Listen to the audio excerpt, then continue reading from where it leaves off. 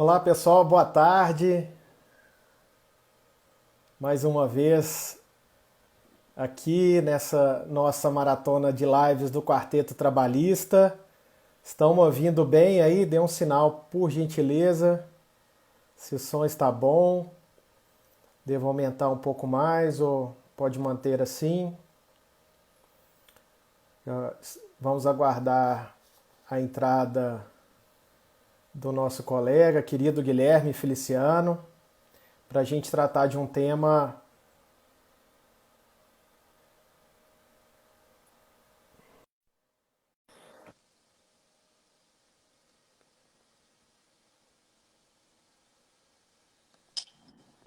Olá, Meu caro amigo Guilherme Feliciano, tudo bom? tudo bem? Tá me ouvindo bem? Vou colocar tudo jóia, vou colocar o tema aqui para o pessoal poder acompanhar. A gente vai falar, entre outras coisas, sobre a lei de abuso de autoridade. Então, vou fixar aqui o nosso tema para a Então, gente meu poder amigo, conversar. antes de mais nada, um abraço para você, um abraço para sua família, para sua esposa, seus filhos, e um abraço para todo mundo aí que está nos acompanhando, viu? É uma honra estar aqui com o quarteto, uma satisfação, me chamem sempre. E, enfim, que seja uma tarde produtiva para todos aí, como eu tenho certeza que está sendo. Time de primeira linha que vocês conseguiram reunir aí, viu? O único perna de pau sou eu. Ah, que isso, querido. Seu fera, é o craque. Muito obrigado, viu, pela sua participação, né? Desejo tudo de bom aí também para você e para sua família. É uma alegria estar contigo aí nesse feriado, né? No Dia Internacional do Trabalho, esse 1º de maio aí, de muito trabalho para nós. A gente fica meio perdido, né, nesses feriados aí, porque parece que todo dia agora é um dia um pouco estranho, né? Então, é, é um feriado, é um dia significativo, comemorativo, né? E nós temos esse desafio de tratar desses temas aí. Muito obrigado, então. Você está no nosso coração aí, você nos acompanha desde o início, né? Como você gosta de falar, a expressão que você gosta de usar, você está aí ab ovo conosco, né? Desde Exatamente. a nossa origem, desde a Veja a nossa origem. gênese. Aqui o nosso livro, né, da reforma trabalhista, a quarta capa, né, a contracapa é feita por você, né, escreveu com muito carinho para a gente, Muita tem honra. certeza que, né, isso vai ficar marcado, porque tudo começou aqui, né, nessa primeira edição da reforma, depois veio a segunda, depois veio o manual de audiência e agora o manual está na segunda edição. Meu Bacana, amigo, parabéns para você. obrigado, meu caro. Só te apresentar aqui, eu sei que você é conhecido por muitos, mas é interessante trazer alguns dados a seu respeito, até porque o tema tem muito relação com a sua formação, né? O nosso colega Guilherme Feliciano é professor associado do Departamento de Direito do Trabalho da Faculdade de Direito da USP, livre docente, né? Professor livre docente em Direito do Trabalho, é doutor em Direito Penal, então tem toda a autoridade para falar sobre esse tema que nós vamos tratar aqui hoje. É juiz titular da primeira vara do trabalho de Taubaté, a querida Taubaté, né, de tantos nomes importantes, Monteiro Lobato e tantos outros, né, Guilherme? E foi Câmara também Legal. presidente da Anamatra no biênio 2017-2019. Seja bem-vindo, meu amigo.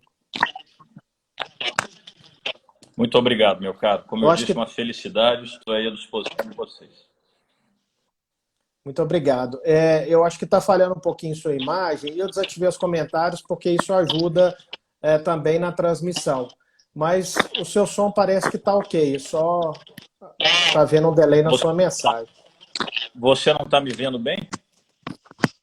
Eu estou te vendo, está só dando uma pequena falha na imagem, mas eu acho que dá para continuar. Vamos ver se. Deixa eu ativar aqui um pouquinho os comentários para ver o que o pessoal nos fala aí, se estão podendo nos acompanhar bem. É, se eventualmente Perguntaram aí. travar alguma coisa. avisando aqui, a gente tenta arrumar. Maravilha. Pessoal, estão nos ouvindo, tá tudo ok. Eu não estou conseguindo ver aí os comentários, está ótimo, então vamos desligar os comentários e vamos lá. Guilherme, nós estamos hoje no lançamento do livro, né, do Manual de Audiência, essa segunda edição, e um livro que, inclusive, assim, já tem uma venda alta, não tem todos os sites, você pode encontrar aí na Amazon, no Submarino, mas já está esgotando para nossa alegria. E eu vou fazer uma inconfidência aqui para você, não sei se eu vou apanhar dos meus amigos, mas quando a gente estava fazendo a segunda edição, né, terminando a segunda edição, a gente esqueceu de tratar da lei de abuso de autoridade, né? E aí foi a última coisa, quando a gente terminou a redação, alguém lembrou, nossa, falta tratar da lei de abuso de autoridade. E aí a gente fez uma inserção, né? A gente fez um tópico lá no livro falando sobre a nova lei nova lei de abuso de autoridade, a lei 13.869, que foi sancionada em setembro do ano passado, e você terminou o seu mandato na Anamatra em maio. Eu queria saber se você acompanhou um pouquinho esse processo legislativo da lei de abuso de autoridade e conta pra gente a sua relação com essa lei. Platão, acompanhei bastante. Acompanhei porque, na verdade, este tema do abuso de autoridade ou da reforma da Lei 4898, que era a antiga Lei do Abuso de Autoridade, 65, era um tema que já vinha sendo debatido no Congresso Nacional, na verdade, desde a minha vice-presidência, desde a presidência do Germano Siqueira. Este já era um tema no parlamento e, àquela altura, o Germano já tinha me destacado para acompanhar o assunto. Então, eu vim acompanhando de perto, inclusive tivemos a possibilidade de participar de algumas audiências públicas, de apontar alguns equívocos que, a nosso ver, a lei continha, inclusive quanto a tipos penais abertos demais, quanto à possibilidade de se criminalizar delitos de hermenêutica. E, de fato, fizemos inclusive uma nota técnica e, de fato, algumas sugestões que tanto foram apresentadas pela Anamatra como por outras entidades de juízes, de membros do Ministério Público e de advogados. Algumas sugestões foram acolhidas, outras não. Eu diria, Platão, que a lei representa, sim, um avanço. Ela é, inclusive do ponto de vista técnico, muito melhor do que a anterior, a Lei 4898. Porém, ela peca exatamente porque, em diversos tipos penais, o legislador optou pela abertura semântica. E isto, em direito penal, é um grande equívoco, não é? Dizia o grande Frederico Marx que os tipos penais devem ser, na medida do possível, tipos penais puros. A expressão que ele utilizava era esta, ou seja, apenas elementares descritivas. O melhor exemplo é o homicídio, matar alguém, pena, reclusão de 6 a 20 anos. Não há grandes discussões do ponto de vista hermenêutico, não é? Ou seja, trata-se do fim da vida biológica, é disto que se cogita e é sobre isto que se debruçará o esforço probatório. Agora, quando, por exemplo, para utilizar uma outra ilustração histórica que nem está mais no Código Penal, mas estava no antigo tipo penal de sedução, quando se utilizam expressões como mulher honesta, são expressões absolutamente infelizes, que muitas vezes atraem até conteúdos discriminatórios e que são muito volúveis, inclusive na perspectiva da cultura. E, infelizmente, a Lei 13.869, que é a nova lei do abuso de autoridade, incorreu neste pecado. Vários tipos são abertos demais, são tipos penais, por assim dizer, impuros, porque utilizam-se exageradamente dos chamados elementos normativos. Certo, perfeito. E como é que fica o crime de hermenêutica aí, né? A lei do abuso de autoridade começa lá tratando de uma possível conduta do magistrado, né? E temos aquela discussão sobre o crime de hermenêutica, que a lei, a 13.869, ela acaba dizendo que, lá no artigo 1º, né, parágrafo 2º, que divergência na interpretação de lei ou avaliação de fatos e provas não configura abuso de autoridade.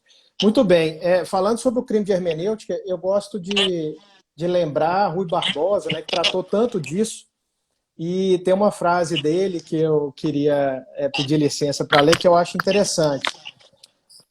Ele fala assim: se o julgador incorrer, por sua opinião, em sanção criminal, a hierarquia judiciária, em vez de ser garantia, passa a estar em benefício de interesses poderosos para substituir a consciência do magistrado. E aí eu abro mais um parênteses, quando fala em consciência, né, eu lembro de Lênin Streck, todas as críticas sobre aquele livre convencimento do magistrado e tal, lá no campo processual. E aí o Rui Barbosa fala, né, dessa consciência como base de toda a confiança na judicatura pela ação combinatória do terror, que dissolve o homem em escravo. Queria que você falasse um pouquinho sobre essa questão.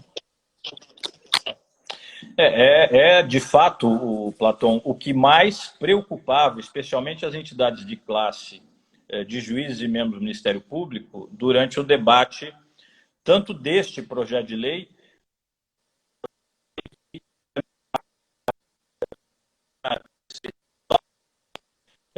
o grande problema do chamado crime de hermenêutica e dos tipos penais que dão ensejo, digamos, a esse desvio na perspectiva do Estado Democrático de Direito, é exatamente o reconhecimento de que, nos lindes do direito penal, eu preciso ter a certeza da conduta que está descrita, ou seja, da conduta incriminada. O cidadão, e aí eu não me refiro necessariamente à autoridade, isso diz respeito ao chamado garantismo penal, não é? Luiz de Ferrarioli, é disso que nós estamos falando. Sim.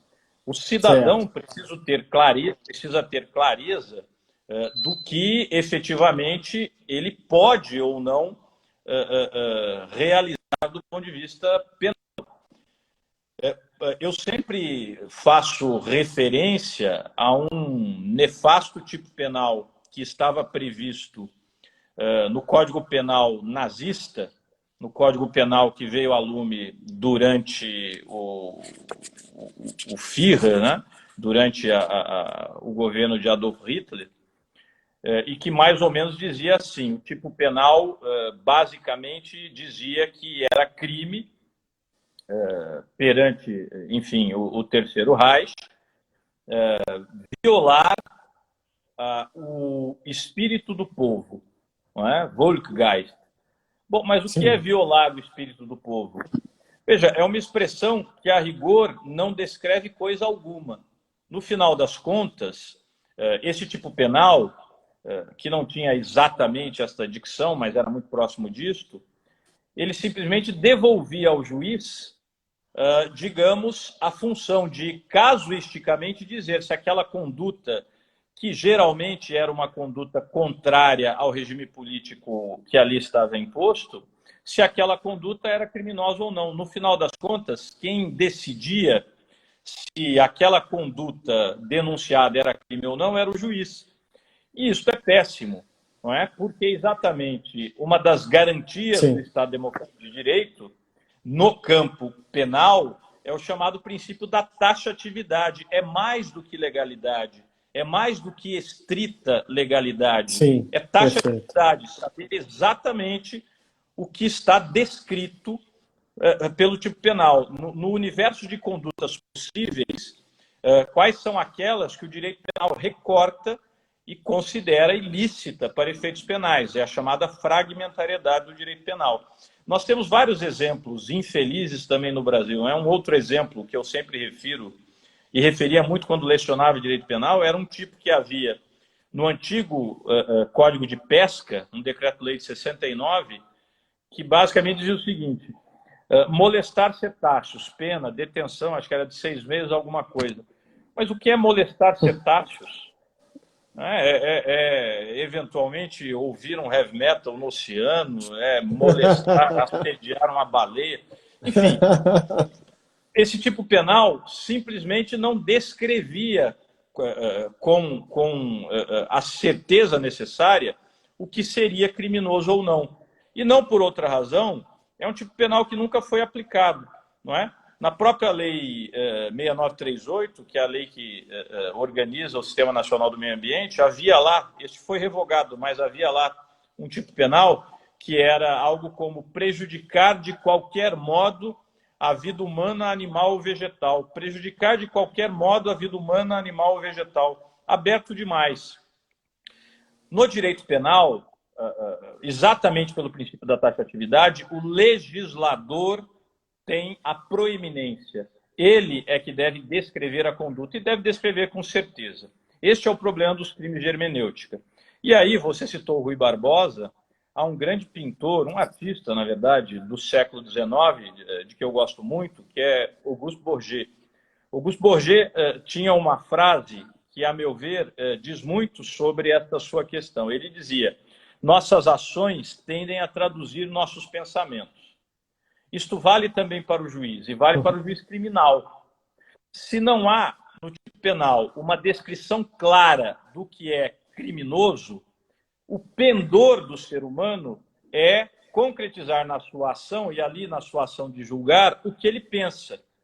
Ver, portanto, como ilícito o que ele julga que não é socialmente adequado. E não é este o caminho do direito penal. E neste ponto, meu amigo Platão, o artigo 1º da Lei 13.869 foi muito feliz. Eu diria a você que dos vários artigos desta lei, o melhor do ponto de vista do garantismo penal é mesmo o artigo 1º, em função do seu parágrafo 1º, que estabelece, então, que nenhum desses tipos penais configurará crime se não houver o chamado dolo específico, a especial intenção de agir, não é? Que é aqui, ó, as condutas descritas constituem crime de abuso quando praticadas pelo agente com a finalidade específica de prejudicar outrem, ou de beneficiar a si mesmo ou a terceiro, ou ainda se a intenção é agir por mero capricho ou satisfação pessoal. Se este especial elemento subjetivo não estiver presente, eu não tenho a rigor nenhum dos crimes.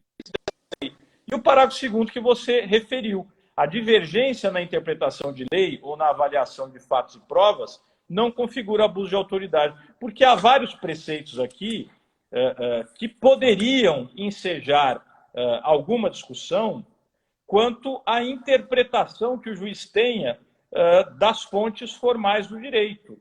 Não é? Por exemplo, no caso do estabelecimento de sanções pecuniárias, né, a própria participação dos efeitos da para se obrigar o réu a determinado... Guilherme, está travando um pouquinho aí. E agora? Agora melhorou. O som está Ir? legal. Pode? Vai lá. Obrigado. Então, por exemplo, o juiz que tem uma compreensão de uma determinada questão de direito que é muito própria, que é minoritária, eu posso ir além disto, é apenas a compreensão que ele tem a respeito. E em função desse entendimento, ele antecipa uma tutela, identificando ali uma hipótese de tutela de urgência ou de tutela de evidência. E faz isto exigindo que o réu realize determinada conduta sob pena de uma sanção pecuniária. A depender da maneira que se leia esta conduta do juiz, poderia haver uma subsunção a um dos tipos desta lei. Mas isto não poderá acontecer em hipótese alguma em função do parágrafo 2º do artigo, exatamente a possibilidade do crime de hermenêutica. Ou seja, o juiz não pode ser punido criminalmente pelo entendimento jurídico que tem, pela interpretação que constrói a partir da fonte formal do direito, ainda que seja uma interpretação minoritária ou ainda que seja uma interpretação pessoal dele. Apenas por interpretar de modo que não corresponde, digamos, ao pensamento majoritário, ele não pode ser réu em um processo penal. Perfeito, Guilherme. Você falou de algumas virtudes, né, de alguns avanços dessa lei nas definições, mas houve um receio por grande parte da magistratura em relação a essa lei. E no ano passado, eu participei de um evento e ouvi um colega da Justiça Estadual, chama Samer Agi. Ele é um juiz de direito e ele fala sobre o tema, inclusive ele é bem conhecido aí no Instagram, tem milhares de seguidores, e ele nos deu uma aula sobre a lei de abuso de autoridade que me deixou um pouco mais tranquilo, né? Primeiro, porque ele falou dessa questão do dolo, né? Do dolo direto, né? Do dolo específico, que está lá no parágrafo 1º do artigo 1º, e também falou da ação penal pública, né? Que ela é pública, incondicionada, e há aquela possibilidade da ação privada subsidiária. Essa questão da ação penal pública, né, ela restringe, de certa forma, né, algumas tentativas de intimidação que poderiam acontecer e restringe, assim, diminui certo temor que poderia haver por parte da magistratura. A gente sabe também que essa lei do abuso de autoridade, ela atinge não só os magistrados, né, mas também alcança parte de condutas dos delegados, dos policiais, né, e mais dos juízes da Justiça Comum do que da Justiça do Trabalho. São poucos os artigos ali que podem estar relacionados à nossa conduta. Nos fale um pouquinho sobre essa questão da ação penal em relação a essa lei do abuso de autoridade. Meu amigo, isso está no artigo 3º. O artigo 3º da Lei do Abuso de Autoridade diz textualmente que todos os crimes desta lei só são passíveis de persecução penal mediante ação penal pública.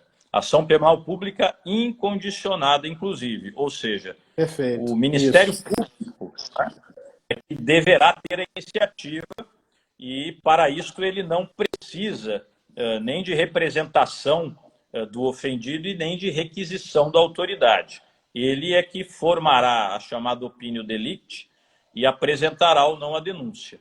Portanto, de fato, nenhum desses tipos penais pode ser objeto, em princípio, de um processo penal por iniciativa daquele que entendeu que a autoridade abusou dos seus poderes. Agora, e não poderia ser diferente, eu não vejo nisto nenhum excesso e nenhum equívoco, há a possibilidade da ação penal privada subsidiária da pública, como há em qualquer outro crime por força do próprio Código de Processo Penal. Não é? Veja-se lá o artigo 30, artigo 31 do CPP. Bom, como é que funciona a ação penal privada subsidiária da pública? O Ministério Público tem prazos para decidir o que fará, digamos, com aquela notícia crimes que ele recebeu, ou com aquele inquérito policial, ou com aquela peça de informação. Esses prazos também estão no Código de Processo Penal. De um modo geral, este prazo será a partir do momento em que o inquérito policial ou aquela peça de informação chega ao membro do Ministério Público, ele tem um prazo de 15 dias para formar a sua opinião delicti, para formar a sua convicção a respeito daquele caso, se o réu estiver solto. Se o réu estiver preso, e geralmente aqui não será o caso, ele terá 5 dias. A partir deste prazo, de 15 ou de 5 dias, se o Ministério Público não agir, veja bem o que eu estou dizendo, se ele não atuar, então poderá a vítima, ou se a vítima, por acaso, não estiver viva, o cônjuge ou seus sucessores poderão manejar a ação penal privada subsidiária da pública. É o que está no parágrafo 1º do artigo 3º, dizendo que ainda, e aí qual é o prazo para essa ação penal privada subsidiária da pública? O mesmo prazo decadencial das ações penais de iniciativa privada, ou seja, 6 meses a partir do prazo em que se esgota, a partir do momento em que se esgota o prazo do Ministério Público para oferecer a denúncia, que será esse prazo que eu falei de 15 ou 5 dias. A partir disso, 6 meses. E a lei ainda diz que, tendo sido apresentada a ação penal subsidiária, o Ministério Público ainda poderá aditar a queixa, porque daí a peça já não será uma denúncia, será uma queixa-crime. O Ministério Público poderá aditar a queixa, poderá repudiar a queixa e apresentar uma denúncia. Então, por assim dizer, a apresentação da ação penal subsidiária da pública renova o prazo do Ministério Público, né, por assim dizer, ou seja, ele pode repudiar a queixa e apresentar uma denúncia substitutiva, ele pode intervir em todos os termos do processo, pode indicar provas a produzir, pode recorrer, e mesmo se ele entender que o querelante, que a vítima, por exemplo, não está sendo, digamos, diligente no processo, ele pode assumir aquela causa penal como parte principal. Agora, o que é importante aqui, Platão? Entender qual é esta inércia. Se o Ministério Público, dentro daquele prazo, que geralmente é de 15 dias, se o Ministério Público disser o seguinte, olha, não há crime de abuso de autoridade, porque não houve dolo específico, não houve intenção de se favorecer ou de favorecer terceiro, não houve intenção de prejudicar terceiro, nem houve mero capricho ou sentimento pessoal a ser atendido. Não houve o crime, portanto, estou opinando no sentido do arquivamento. Esta é a opinião do parquê, do dominus litis. Esse é um caso em que não cabe ação penal subsidiária. Não, portanto, certo, não muito bom esclarecer isso. Exatamente, não é a situação do MP não denunciar, é a situação dele não se manifestar. Certo, Nesse prazo perfeito. ele pode fazer 3 coisas. Ele pode denunciar, ele pode pedir novas diligências ou ele pode pedir o arquivamento. Se ele fizer qualquer dessas 3 coisas, não cabe a ação penal subsidiária. Perfeito. Você acha que houve algum exagero da lei, algum tipo penal que extrapolou, que foi exagerado? Ou você acha que a lei está no limite, assim, foi bem construída dentro de todos os tipos? Você enxerga algum como mais intimidadora a atuação da magistratura? Eu vejo alguns problemáticos. Como eu disse, tecnicamente, em relação a 4898, a lei evoluiu muito. Mas há alguns tipos penais que eu vejo como problemáticos, especialmente pela utilização, como eu havia lhe dito, daqueles elementos normativos, ou seja, tipos abertos demais. Veja esse, por exemplo, só para lhe dar um exemplo. A decretação de medida de privação de liberdade manifesta desconformidade com as hipóteses legais. Não é? Já é aberto demais, manifesta desconformidade com as hipóteses legais. Quer dizer, isso não alcança tanto o juiz do trabalho, mas alcança, e nem o juiz civil, mas alcança os juízes criminais. Porque, veja, o juiz entende que é a hipótese de uma prisão preventiva, ou de uma prisão temporária, ou de qualquer hipótese de prisão cautelar. Depois, isto chega ao 2º grau e o tribunal entende que não é o caso, que, por exemplo, os requisitos do artigo 312 do CPP, enfim, os requisitos da prisão cautelar não estão presentes. E, muitas vezes, o tribunal dirá isso de uma forma enfática. Eu direi que havia uma manifesta desconformidade com a hipótese legal, ou seja, o juiz de 1º grau entendeu que estava conforme a lei, era a hipótese de uma prisão cautelar. O 2º grau entendeu que não, que estava em desconformidade com a lei. Apenas por isso houve abuso de autoridade? Me parece claro que não. Aí nós voltamos lá ao que nós discutimos no início, Platão, artigo 1º, parágrafo 2º. A interpretação do juiz não poderá levá-lo à condição de réu em um processo penal. Aqui mesmo há uma figura equiparada que, a meu ver, é muito preocupante. Diz lá, incorre na mesma pena, que é uma detenção de 1 a 4 anos e multa, a autoridade judiciária que, dentro de prazo razoável, deixar de deferir liminar ou ordem de habeas corpus quando manifestamente cabível. Este caso, inclusive, tem até, digamos, uma incidência maior entre nós, não é? Imagine uma hipótese de condução coercitiva, que geralmente acontece no processo do trabalho, ou mesmo uma hipótese de ordem de prisão que aconteça, né? Veja, eu me lembro de uma tese que foi esgrimida aí há alguns anos, no sentido de que a pensão acidentária, que muitas vezes é fixada no processo do trabalho por conta de uma doença ocupacional ou de um acidente de trabalho, que essa pensão acidentária tem natureza alimentar. E tem mesmo, basta ver a doutrina civilista a respeito. E que, portanto, não pagar a pensão acidentária corresponderia à sonegação de alimentos e admitiria prisão civil. É uma tese absolutamente minoritária, há pouquíssimas vozes nesse sentido, mas é um entendimento. Esse entendimento levará ao crime de abuso de autoridade? A meu ver, não. Agora, o que caberá àquele cidadão que, por acaso, não pague esta pensão acidentária, podendo pagar, e veja lá a expedição de um mandado de prisão em seu desfavor? Vai impetrar habeas corpus. Aonde? No TRT. Todos os TRTs, nos seus regimentos, têm a previsão ali do rito do HC, geralmente inspirado no próprio CPP. Agora, imaginemos que o desembargador, por uma grande coincidência, entenda como juiz e não defira liminar. Depois, quando isto for à sessão especializada, esta liminar ou esta decisão será favorável ao cidadão, mas a liminar não foi dada. Vamos dizer que isto foi manifestamente, ou que esta liminar era manifestamente cabível e, portanto, esse desembargador incorreu em crime de abuso de autoridade?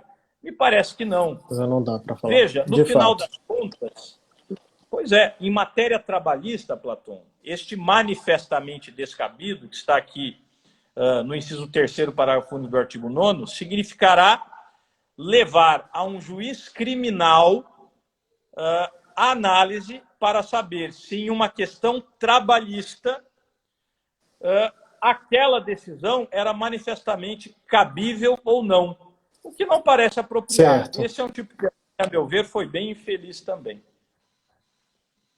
Certo. Você falou da condução coercitiva de testemunha e a gente teve uma discussão muito gostosa entre nós lá do Quarteto Trabalhista, quando a gente estava escrevendo, né, essa segunda edição do Manual de Audiências, que tratou da questão da possibilidade, né, de reconhecimento aí do artigo 455 do CPC, com aquela intimação da testemunha pelo advogado, como uma situação que, de certa forma, obstaculizaria a incidência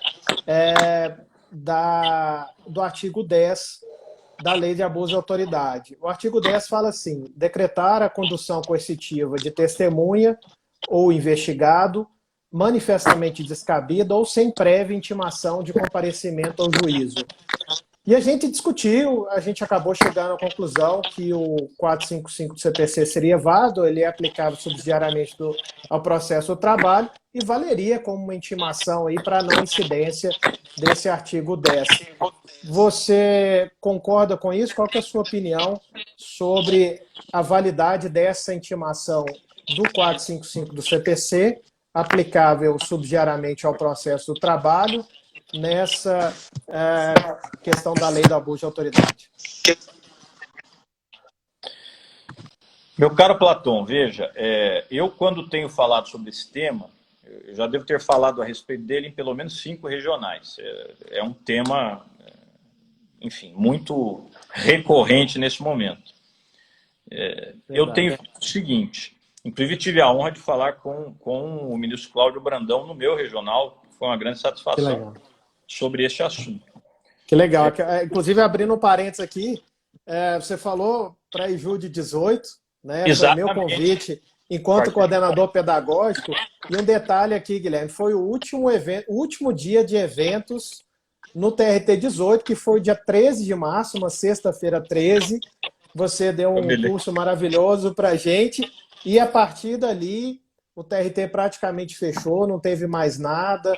Então, você deixou essa marca aí para a gente né, dando uma belíssima aula no nosso curso lá da EJUD 18 para os magistrados da 18ª região, em praticamente no último dia aí, antes do isolamento, né, do fechamento do tribunal. Na semana seguinte já começou a fechar e depois não tivemos nada. Tivemos a sorte, então, de ter você conosco aí antes de fechar tudo.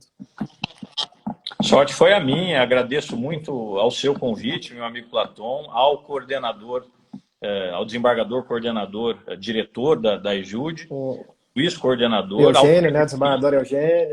Exatamente. Sim, todo mundo recebe. O presidente Pimenta, que lá estava também. Sim. E, como eu disse à altura a vocês, começávamos com esta preocupação em torno do isolamento social, do distanciamento social, e eu dizia a vocês, não se preocupem que eu não estou contaminado. Aparentemente, eu disse a verdade. Até agora, nenhum. Já passei do período de incubação. Graças a Deus, nós não temos caso, pelo menos que eu saiba, do nosso tribunal de Covid-19. Então, assim, pode ter que ter outro caso, são 1.500 servidores, cento e tantos magistrados, mas, assim, a gente está bem tranquilo aqui em Goiás, graças a Deus, poucos casos, poucas mortes. Então, certamente não houve nenhum problema naquele dia. Com certeza. E nem terei sido eu o causador. Mas, certamente que não. Mas o que eu ia dizer é o seguinte, sempre que eu falo deste tema, eu tenho a preocupação de antecipar que o meu cuidado é tentar apontar aos colegas, porque especialmente falando em tribunais, a perspectiva é, digamos, apontar caminhos para juízes e servidores, e caminhos que, digamos, evitem possíveis interpretações que podem ter um viés mais restritivo. De modo que eu meditei a respeito e me parece são duas coisas distintas. Uma coisa é reconhecer a validade, então eu vou aqui pedir licença para divergir um pouco do pensamento que aparentemente está externado aí nesta excelente segunda edição do Manual de Audiências. Uma coisa é a intimação ser válida, e de fato o 455 do CPC também entendo, é aplicável ao processo do trabalho, como, enfim, é a regra do processo civil, e o advogado pode, portanto, ele pessoalmente intimar a testemunha. Problema nenhum quanto a isso. Portanto, não estou negando a validade do 455, nem no processo civil, nem da sua aplicação subsidiária no processo de trabalho. Mas veja, quando veio a lume a Lei 13.869 de 2019, o CPC de 2015 já estava em vigor. E, portanto, este artigo, que inclusive, a meu ver, também se aplica subsidiariamente ao Código de Processo Penal, estava em vigor. E, a despeito disso, o legislador entendeu de inserir a regra do artigo 10. Então, são duas coisas distintas, a meu ver, ou pelo menos é a sugestão de interpretação que eu tenho formulado para evitar eventuais compreensões mais restritivas. Pode-se perfeitamente intimar via advogado para efeitos processuais, mas para efeito de condução coercitiva, se o juiz do trabalho, se o juiz criminal, se o juiz civil, em todos esses casos, insisto, o 455 se aplica. Se o juiz pretender conduzir coercitivamente, me parece que, a partir da edição da Lei de Abuso de Autoridade, a melhor maneira de fazê-lo é providenciando a intimação pessoal. Então, se a perspectiva é de que aquela testemunha é renitente, ela não quer comparecer, ela não comparece por alguma razão, e haverá necessidade de conduzi-la coercitivamente, isso pode ser feito? Pode ser feito. Inclusive, condições coercitivas, acariações, são, por assim dizer, algo tradicionais até no processo do trabalho. Desde que eu ingressei na Justiça do Trabalho, já eram feitas condições coercitivas e acariações, não é? As acariações, inclusive, não tinham previsão no CPC, tinham previsão apenas no CPP, e, aplicando, portanto, subsidiariamente o CPP, nós tínhamos acariações no processo do trabalho. Agora não, o CPC de 2015 passou a prever também as acariações e as condições coercitivas. Mas, para a condição coercitiva, nós temos de ter neste caso, uma prévia intimação, a meu ver, pessoal, para evitar interpretações mais restritivas. Então, é a sugestão que eu tenho formulado. Haverá necessidade de condução coercitiva? Sim, tudo indica que haverá. Então, senhor oficial de justiça, intimação pessoal à testemunha para que ela compareça. Em não comparecendo, aí sim, condução coercitiva. É claro que se o juiz não fizer isto e o Ministério Público entender de ajuizar uma ação penal por abuso de autoridade, o 455 do CPC poderá ser um argumento. Mas o que eu quero lhe dizer é que, quando a lei de abuso de autoridade veio a lume, o 455 já estava em vigor, aplicava-se ao processo civil, ao processo do trabalho, até ao processo penal, e a despeito disso, a norma veio como está. Então, acho que a interpretação mais segura, e é o que eu faria, o que eu tenho feito, é no sentido de providenciar uma intimação pessoal, se o ato seguinte será a condição coercitiva desta pessoa. Certo. É claro que a gente, quando fala de segurança e fala do ideal, a gente não tem dúvida que é isso, que essa é a melhor forma de proceder. E a gente teve uma divergência interna, a gente discutiu bastante, realmente a questão é polêmica, não é pacífica, mas nós acabamos entendendo que qualquer meio de intimação ele é válido para, em seguida, determinar a condução coercitiva da testemunha. Mas são bem razoáveis as suas argumentações e esse cuidado é sempre bom mesmo. Agora, passando para um outro tipo penal, Guilherme, que é bem interessante também para a gente discutir, é a questão da oitiva de testemunha, né, que, em razão de função, ministério, ofício ou profissão, deva guardar segredo ou resguardar sigilo. Né? Nós temos esse tipo lá no artigo 15 da Lei 13.869, né, que fala que constranger a depor sob ameaça de prisão, né, essa pessoa pode incorrer na detenção de 1 a 4 anos. Você acha possível isso acontecer? Né? Isso na Justiça do Trabalho seria possível acontecer? E aí eu faço uma brincadeira aqui que eu fico pensando sobre essa questão do exame, né, de coronavírus do presidente da República, né? Fico imaginando se um médico tivesse acesso ao exame dele e um juiz federal quisesse ouvi-lo para ele dizer se o presidente pegou ou não o coronavírus. Interessante que ontem ele diz que, foi a expressão que ele disse, né, talvez tenha pegado, né, ou talvez tenha pego para alguns, mas o certo é que há uma grande indefinição a respeito disso e as condutas que ele teve, né, ao longo do tempo parecem, né, supor que, na verdade, ele realmente contraiu e ele se sentindo imunizado, aí ele sai para qualquer lugar. Como é que seria se fosse o caso? Tá? Aqui é uma conjectura de um juiz federal ter uma testemunha que tivesse, né, o dever de guardar segredo de algo, ou resguardar um sigilo. Será que poderíamos incidir nessa hipótese penal, Guilherme, aí fazendo essa digressão e essa brincadeira com esse caso também? Vamos ver se o presidente da República nos escuta, né? Quem sabe? Pois é. Então. Quem sabe ele não está na live. Pode ser. Mas, Platão, só para complementar, eu já vou responder essa só para complementar a anterior. Você sabe que um bom parâmetro para a compreensão dos diversos tipos penais da Lei de Abuso de Autoridade são as formulações do Grupo Nacional de Coordenadores de Centro de Apoio Criminal, o GNCCRIM, ligados ao Conselho Nacional dos Procuradores Gerais do Ministério Público. Né? Eles se reuniram, acho que ainda o ano passado, debateram exaustivamente a lei e, a partir disso, formularam uma série de enunciados. São relevantes porque isto reuniu representações dos ministérios públicos de todos os estados, né? Inclusive também com a participação do Ministério Público Federal, e, a partir disso, se elaboraram enunciados.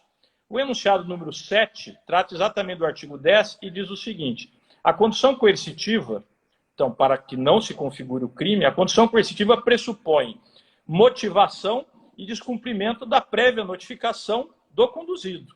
Ou seja, me parece que mesmo na visão que está sendo construída pelo Ministério Público, a perspectiva é de que a notificação seja do conduzido. Notificação judicial para o conduzido, e não notificação judicial via advogado. Né? Entendi, mas não dá para vislumbrar privada dolo. Via advogado. Pois é, mas não dá para vislumbrar dolo também, né? Ainda que se discuta, assim, para se chegar a ter realmente um dolo nesse caso, se tem uma intimação que foi válida, a nosso ver, parece difícil. Pois é, meu amigo Platão, mas aí é o que eu lhe disse. Dolo, eu acho que é difícil de vislumbrar, até mesmo se não houver intimação nenhuma. Sim. É uma outra discussão. Quer dizer, muitas vezes o juiz afoitamente determina lá que já se conduz a testemunha. Vamos imaginar, houve uma testemunha referida. Ela é importantíssima. Não, quero ouvi-la imediatamente. Manda o oficial de justiça com força policial. A testemunha diz, não, mas eu não quero ir, não posso ir, tem que trabalhar, e é conduzida. O juiz fez isto, vamos imaginar, na melhor das boas intenções. Incorreu na tipicidade objetiva? Incorreu. Não poderia ter feito isso. Aqui não houve prévia intimação nem por advogado, nem pessoal. Mas me parece que não houve dolo. Ele apenas queria resolver aquele caso imediatamente e já ouvir a testemunha referida. Por isso é que eu disse, a minha perspectiva é sempre a de evitar o próprio processo, evitar aquela possibilidade de interpretação que caminha no sentido do que o Ministério Público, inclusive, tem entendido. Dolo, perfeito. Eu acho que, de fato, na maior parte dos casos, não haverá. Quer dizer, eu terei que imaginar, Platão, um profissional que realmente não honra a toga, se ele está agindo com o intuito de prejudicar alguém, ou de se beneficiar, ou para satisfazer sentimento pessoal, ou se ele está agindo por capricho. E são essas as hipóteses de dolo específico. Ele terá tido o chamado dolo genérico, mas não terá o dolo específico. Agora, a sua outra questão, vamos lá.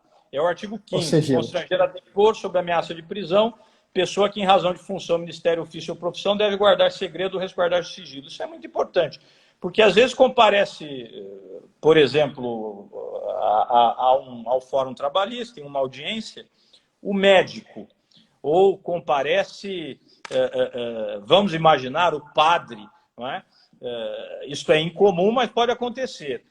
O primeiro, por dever de profissão, o segundo, por dever de ministério, não podem revelar. O primeiro, questões que digam respeito à privacidade do seu paciente. E, inclusive, por exemplo, o que está no prontuário e diga respeito, vamos imaginar aqui um exemplo, a doenças que até são estigmatizantes. O médico tem de guardar sigilo quanto a isso e não pode ser obrigado a falar, muito menos sob pena de prisão. O segundo, em relação ao que foi, por exemplo, objeto de confissão do cristão que foi ao padre, do católico que foi ao padre. Esta é a hipótese do artigo 15º.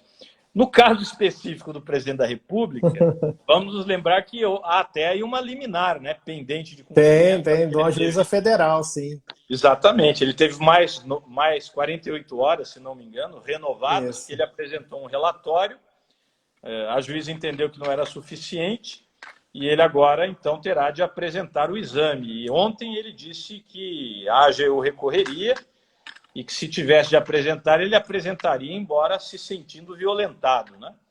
Mas o fato, eu não sei se o amigo teve ocasião de ler, a decisão da juíza se fundamenta em princípios constitucionais. Né? No próprio princípio da publicidade, princípio da transparência, ela cita várias vezes o princípio da transparência, pelo fato de o presidente da República não ser um cidadão qualquer, ser, enfim, uma autoridade pública, na verdade, a mais relevante autoridade pública, eu diria, do país. Sim. E mais, pelo fato de que ele, pela sua própria característica como autoridade, suscitar aglomerações.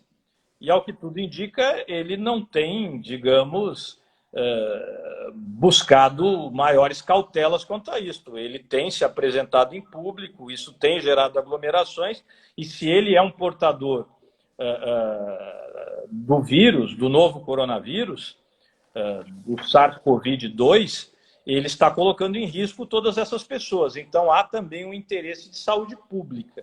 Veja, portanto, que o que a juíza, no final das contas, fez aí foi um exercício de ponderação, não é? Exatamente. Eu diria que, em um caso concreto, numa situação como esta, se eventualmente, num processo judicial, o juiz, interpretando a situação, dissesse ao profissional, neste caso, o sigilo, seja em razão de função, de ministério, de ofício ou de profissão, ele não se resguarda em razão deste juízo de proporcionalidade, que concretamente eu faço e, portanto, determino que se fale, me parece que nós voltamos ao artigo 1º, parágrafo 2º. É a interpretação do magistrado que está fazendo ali concretamente um exercício de ponderação, não é? A la Robert Alex, ou como se quiser, sim, e a partir dos princípios dizendo que, neste caso concreto, o profissional não deve guardar sigilo.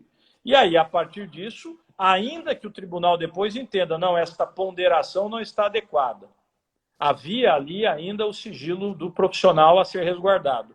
Terá sido a interpretação do juiz e, portanto, não cabe crime de hermenêutica neste caso. Perfeito.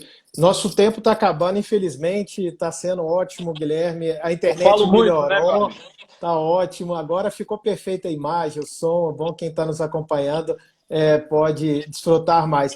Eu queria fazer duas perguntas, elas não estão relacionadas, mas aí para os seus últimos minutos, se puder responder essa, a gente esgota a nossa pauta aqui. Quantos minutos nós temos, meu amigo? Nós temos 5 minutos para terminar. Tá. E aí derruba, então assim, não dá nem para a gente... Não tem colher de chá. Não tem colher. Rapidinho. Sobre a violação de prerrogativa de advogado, né, que o juiz não pode determinar a prisão do advogado sem comunicação à OAB. Aí é uma pergunta: pode o advogado, nessa circunstância, dar voz de prisão ao juiz que tiver determinado a sua prisão sem a comunicação à OAB? E a segunda coisa que eu gostaria que falasse para terminar a nossa live, sobre a questão do Bacenjude, né? Teve aquela decisão polêmica de desembargador que falou que o juiz estava fazendo uma paspalhice política, era uma imaturidade ele deixar de fazer o Bacenjude por causa da lei do abuso de autoridade. Então, essas duas questões aí, uma sobre a violação de prerrogativa do advogado e a segunda sobre aquela hipótese do artigo 36, que tem duas questões ali, né? Que se entende que são cumulativas ali. Quando o juiz determina, né, uma quantia exacerbada, né, quando ele apreende quantia exacerbada e deixa de corrigir, né, se em estado a tanto. Então, rapidamente, aí para a gente encerrar, meu amigo.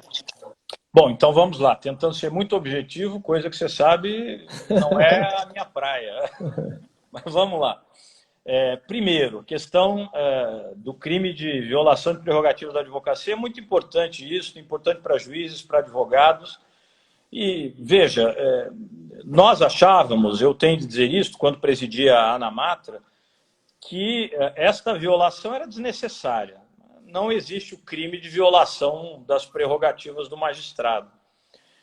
Isso acaba trazendo uma tensão desnecessária, a meu ver, às audiências. Mas, enfim, legem habemus. É importante que juízes e advogados saibam, a partir disso, o que pode ser feito e o que não pode ser feito. E aí, meu amigo Platão, eu quero ser bem direto e objetivo. Não cabe voz de prisão ao juiz, mesmo que ele, em tese, pratique o crime previsto aí, via artigo 43 da Lei do Abuso de Autoridade, o crime previsto no artigo 7º-B do Estatuto da Advocacia, que é a Lei 8.906 de 94. Não cabe voz de prisão em flagrante para o juiz. Não é porque eu quero, não é porque você quer, não é porque os juízes querem, não é porque os advogados não querem, é porque a lei diz isto. Perfeito, estamos de acordo. No direito penal, a primazia do legislador. O legislador, a meu ver, caminhando bem aqui, entendeu que não era hipótese. Por que não é hipótese? O que você está mencionando é a situação do artigo 7º-B, inciso 4º. O 7º-B, inciso 4º da 8.906, diz lá que exatamente... Desculpem, o 7º-B diz que constitui crime violar direito ou prerrogativa do advogado previsto no inciso 4º do artigo 7º.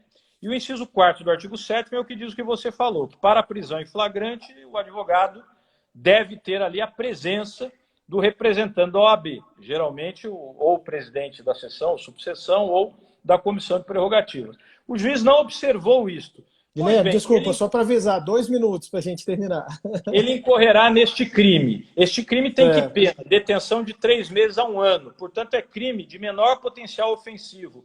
Não admite prisão em flagrante. Lei 9.099/95. E não fosse por isso, a Lei Orgânica da Magistratura, lá no artigo 33, inciso 1º, diz que o juiz só pode ser preso em flagrante por crime inafiançável. Este aqui não só não é inafiançável, como é de menor potencial ofensivo. Então pode haver um procedimento criminal em face do juiz, mas prisão em flagrante, jamais. E rapidamente... Guilherme, desculpa. Sim, tem 1 minuto só. 1 minuto, então 30 segundos. Primeiro, quanto à maneira, enfim, como o desembargador se referiu ao juiz, eu vou dizer isso, Platão, com todo respeito ao desembargador e ao juiz, não é a maneira de se referir a um colega, na minha modesta opinião. Mas, de todo modo, no mérito, eu tenho de concordar com o desembargador, porque a hipótese, como você mencionou, é de um crime plurissubjetivo. Ou seja, para haver o crime que está em discussão, não apenas o juiz decreta a indisponibilidade, como ante a demonstração do excesso, ele deixa de corrigir. As duas coisas juntas. Portanto, Guilherme, é muito difícil um juiz incorrer neste crime, a não ser que ele queira. Tá certo? Meu amigo, muito obrigado. Um abraço a você. Obrigado. Eu tenho que falar que eu também. Eu tenho que falar que a próxima live é no perfil Trabalho Notável, com Antônio Humberto e o ministro Aloysio, o Corregedor-Geral da Justiça, agora em seguida, e 1 minuto eles estão lá, por isso que a gente não pode continuar, viu? Já pediram aí para a gente estender a live. Olha, muito obrigado mesmo a todos que nos assistiram aí, minha mãe, tantos amigos aí, tá todo mundo vendo a gente. Muito obrigado, meu amigo. Um abração de coração, viu? Tudo de bom para você e para sua família. Bom restante de feriado aí. Abraço, meu velho, para vocês também. Valeu, querido. Até